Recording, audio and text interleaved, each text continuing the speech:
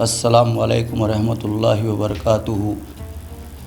सभी बिरादरान वतन को मेरे तरफ़ से ईद की बहुत बहुत मुबारकबाद SD रेहान मित्र मंडल की ओर से पेश करते हुए, इंडिया में अमन और शांति की दुआ करते हुए आप सब लोग ईद खुशियों से मनाइए इंशाअल्लाह, और अल्लाह हर किसी को ईद की खुशियाँ अता फ़रमाए।